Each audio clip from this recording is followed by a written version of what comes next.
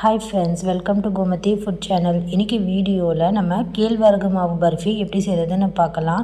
வீட்டில் கேழ்வரகு மாவு இருந்தால் கட்டாயமாக இந்த மாதிரி ஒரு சூப்பரான பர்ஃபி செஞ்சு பாருங்கள். உங்களுக்கு ஸ்வீட் சாப்பிட தோணும் போதெல்லாம் இந்த மாதிரி ஹெல்த்தியாக நீங்கள் செஞ்சு சாப்பிடலாம். நம்ம சர்க்கரை எதுவும் பயன்படுத்தாததால் இது ரொம்ப ஹெல்த்தியானது. நம்ம இதை வெல்லம் வச்சு இந்த கேழ்வரகு மாவு பர்ஃபி செய்ய போகிறோம். வாங்க எப்படி செய்கிறதுன்னு பார்க்கலாம். ஃபஸ்ட்டு பேன் எடுத்துக்கோங்க. அதில் 1 டேபிள் ஸ்பூன் அளவுக்கு நெய் சேர்த்துக்கோங்க. இது கூட நமக்கு தேவையான அளவுக்கு நம்ம முந்திரி சேர்த்துட்டு நல்லா செவந்து வர வரைக்கும் முந்திரியை வறுத்துக்கலாங்க. பாருங்கள், முந்திரி இந்த மாதிரி லைட்டாக செவந்து வர டைமில் நம்ம ஒரு கிண்ணத்தில் மாற்றி எடுத்துக்கலாம்.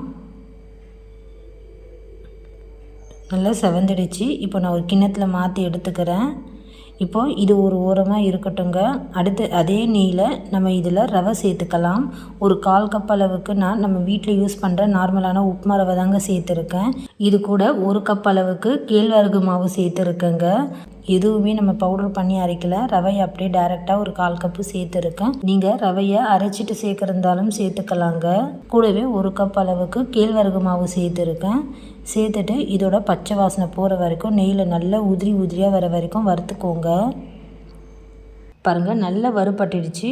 கிட்டத்தட்ட ஒரு 7லேருந்து 8 நிமிஷம் வரைக்கும் நான் ரவையோ ராகியோ இந்த மாதிரி நல்லா ஒன்றா சேர்த்து வறுத்துருக்கேன். இந்த அளவுக்கு வந்ததும் இது ஒரு ஓரமாக இருக்கட்டும். அடுத்து வேறு ஒரு பாத்திரத்தில் 1 கப் அளவுக்கு நம்ம வெல்லம் சேர்த்துக்கலாங்க. நம்ம ராகி அளந்த அதே கப்பால் தான் நான் வெல்லம் சேர்த்துருக்கேன். இனிப்பு கரெக்டாக இருக்கும். நீங்கள் 1லேருந்து 1.25 கப் அளவுக்கு கூட நீங்கள் இனிப்பு சேர்த்துக்கலாம். கூட ஒரு 2 கப் அளவுக்கு தண்ணி சேர்த்துட்டு வெல்லம் கரையிற வரைக்கும் நல்லா வேக வச்சுக்கோங்க. வெல்லம் கரைச்சி நம்ம வடிகட்டி எடுத்துக்க போகிறோங்க. வேறு எதுவும் நம்ம இதை பாகு வர வரைக்கும் வேக வச்சுக்க போகிறதில்ல. இப்போ நல்லா கொதி வந்துடுச்சு. கேஸ் ஆஃப் பண்ணிவிட்டு வேறு ஒரு டம்ளர்லேயோ நீங்கள் பாத்திரத்துலேயோ வடிகட்டி மாற்றிக்கோங்க. இப்போ நம்ம வெல்லம் தண்ணியை வடிகட்டியாச்சு. இப்போது இது ஒரு பக்கம் இருக்கட்டும்.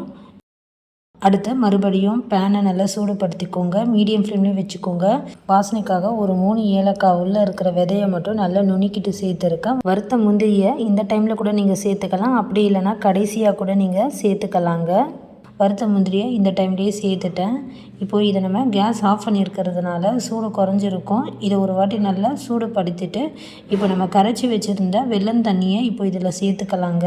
வெல்லம் தண்ணி சேர்க்கும்போது கேஸ் மீடியம் ஃப்ளேமில் வச்சு சேர்த்துக்கோங்க. இப்போது இது எல்லாமே ஒன்றா சேர்ந்து வர வரைக்கும் நல்லா கலந்து கொடுங்க. கேஸ் சிம்லேயே இருக்கட்டுங்க. லோ ஃப்ளேமில் வச்சு இந்த மாதிரி நல்லா கலந்து கொடுங்க. எல்லாமே ஒன்றா சேர்ந்து வெந்து வரட்டும். இப்போ நமக்கு பாருங்கள், இந்த மாதிரி நல்லா ஒன்றா சேர்ந்து வெந்து வந்துடுச்சு. நம்ம போட்ட அந்த வெள்ளை தண்ணி எல்லாமே மாவு இழுத்து இந்த அளவுக்கு ஒன்றா சேர்த்து நல்லா கெட்டியாக வந்ததும் இப்போது இதில் 1 ஸ்பூன் அளவுக்கு நம்ம நெய் சேர்த்துட்டு நல்லா கலந்து விட்டு மறுபடியும் இதை சிம்மில் வச்சு நல்லா கலந்து கொடுங்க. இதே மாதிரி நல்லா கலந்து விட்டு கொஞ்ச நேரம் அப்படியே வேக வைங்க. இப்போ திருப்பியும் மறுபடியும் 1 ஸ்பூன் அளவுக்கு நெய் சேர்த்துக்கிறேன். நெய் சேர்த்துட்டு மறுபடியும் நல்லா கலந்து விட்டு வேக வச்சுக்கோங்க. இந்த ஸ்வீட்டுக்கு மொத்தமாக ஒரு 2 ஸ்பூன் அளவுக்கு மட்டுமே நெய் போதுங்க. நெய் சேர்த்துட்டு இந்த மாதிரி நல்லா ஒன்றா சேர்த்து நல்லா கலந்து கொடுங்க. இந்த பர்ஃபி வேகிறதுக்கு ஒரு 5 நிமிஷம் வரைக்குமே போதுங்க. வெல்லம் தண்ணி சேர்த்துட்டு அது நல்லா கெட்டி பதம் வந்ததுக்கப்புறம் நெய் சேர்த்துட்டு ஒரு 5 நிமிஷம் இதை நல்லா வேக வச்சு இறக்குனாலே போதுங்க. நம்ம மாவு ஆல்ரெடி நல்ல நெய்யில் வறுத்துட்டோம். அதனால் ரொம்ப நேரம் வரைக்கும் இதை வேக வைக்க தேவையில்லை. இது நல்லாவே வெந்திருக்கும். இப்போது ஒரு தட்டில் நெய் தடவி வச்சுருக்கேன். நம்ம ரெடி பண்ண ஸ்வீட்டை இதில் சேர்த்துட்டு சமப்படுத்திக்கலாங்க. இதை நீங்கள் ரொம்ப ஈஸியாக லட்டு போல் கூட பிடிச்சிக்கலாங்க. நான் இது நல்லா ஆற வச்சு இந்த மாதிரி ஸ்வீட் போல் கட் பண்ணி எடுத்துக்க போகிறேன். நல்லா இந்த மாதிரி ஸ்பூனால் நல்லா அழுத்தி விட்டு சமப்படுத்திக்கிறேங்க. நல்லா அழுத்தமாக இந்த மாதிரி சமப்படுத்திக்கோங்க. ஒரு ஸ்பூனால் அழுத்தி இந்த மாதிரி சமப்படுத்தினீங்கன்னா நல்லா கட் பண்ணுறதுக்கு ரொம்ப ஈஸியாக இருக்கும். அதே மாதிரி ஆறுனதுக்கப்புறம் தான் இந்த ஸ்வீட்டை நம்ம கட் பண்ண முடியும். அப்போ தான் பீஸ் போட முடியும். இப்போது இது நல்ல ஒரு 10 நிமிஷம் போல் நல்லா ஆறிடுச்சுங்க. இந்த மாதிரி நல்லா கெட்டியாக வந்திருக்கும்.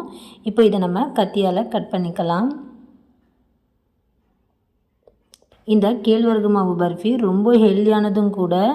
வீட்டில் ஸ்வீட் சாப்பிட்ணுன்னு தோணும் போதெல்லாம் இந்த மாதிரி சட்டனி நீங்கள் செஞ்சு சாப்பிட்லாங்க. குழந்தைங்களுக்கு நீங்கள் கேழ்வரகு மாவில் ரொட்டி அடை மாதிரி செஞ்சு கொடுத்தா அந்த அளவுக்கு அவங்க விருப்பமாக சாப்பிட மாட்டாங்க.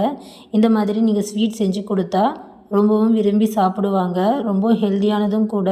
ஃப்ரெண்ட்ஸ், இந்த வீடியோ உங்களுக்கு பிடிச்சிருந்தால் லைக் பண்ணுங்கள். நீங்கள் ஃபஸ்ட் டைம் நம்ம சேனலை பார்க்குறீங்கன்னா கோமதி ஃபுட் சேனலை சப்ஸ்கிரைப் பண்ணிக்கோங்க. இதே மாதிரி வீட்டில் செஞ்சு பார்த்துட்டு எப்படி வந்ததுன்னு கமெண்ட்டும் பண்ணுங்கள். உங்கள் ஃப்ரெண்ட்ஸ் அண்ட் ஃபேமிலியோட ஷேர் பண்ணிக்கோங்க. தேங்க்ஸ் ஃபார் வாட்சிங்.